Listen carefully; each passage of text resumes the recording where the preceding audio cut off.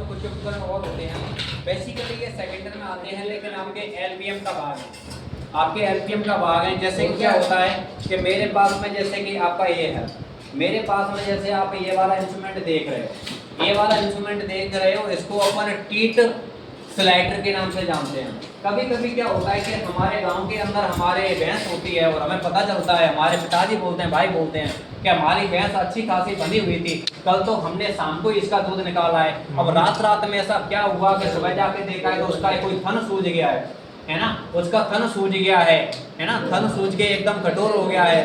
कभी कभी बोलते हैं कि अपन दूध निकाल रहे हैं, उसमें से दूध ही नहीं आ रहा है, उस वाले थन में से दूध ही नहीं आ रहा है। कभी कभी पता चलता है कि दूध तो आ रहा है लेकिन वो खून मिला हुआ आ रहा है, उसमें ब्लड की मात्रा आ रही है।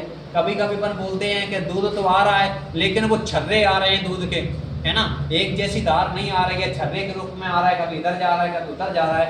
ऐसी प्रॉब्लम होती है। बेसिकली क्या होता है कि ये वाला जो रोग होता है ना, जिसमें कोई थन सूज जाता है ना, थन सूज जाता है, हमारा थन में गांठ पड़ जाती है ना, ये वाला जो रोग होता है उसको अपन मेटाइटिस कहते हैं। मेटाइटिस रोग होता है जिसको हिंदी में थनैला रोग कहते हैं। क्या कहते हैं? थनैला रोग कहते हैं अपन इसको।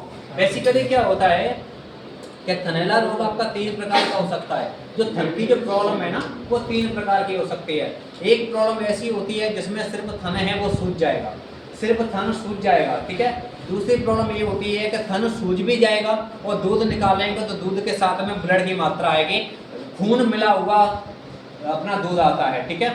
तीसरा जो आपकी स्थिति बनती है थनैला रोग की, तीसरा जो रहता है वो ऐसा रहता है कि थन के अंदर सूजन भी होगी और थन को जब अपन ऊपर से दाब के देखेंगे तो वो एकदम कठोर भी होगा और उसके अंदर गांठें भी होंगी। क्या होगा? गांठें भी होंगी। सबसे ज़्यादा डेंजर थनैला रोग यही है आपका, सबसे ज़्यादा डेंजर यही है, क्योंकि जब तक थन के अंदर सूजन है तब तक आप थन को ठीक कर सकते हैं, कहीं कोई दिक्कत नहीं है।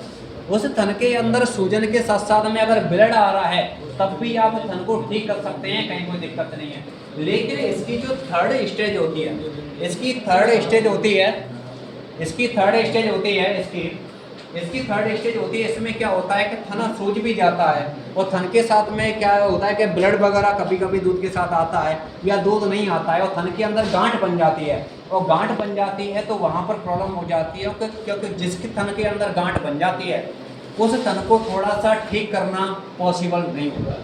थोड़ा सा वो थन है ना वो फिर परमानेंटली खराब होता है। तो इसको फाइब्रस मेटाइटिस के नाम से जाना जाता है।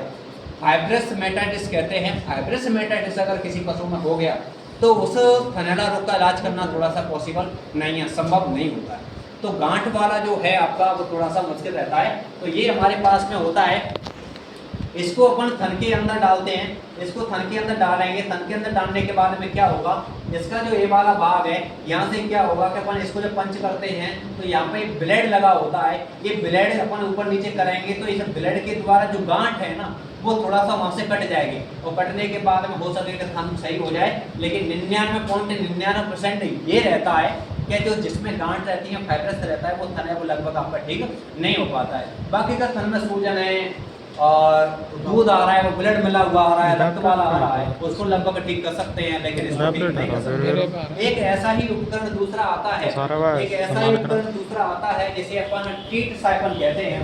अगर होगा इसमें तो मैं आपको बताता हूँ अभी।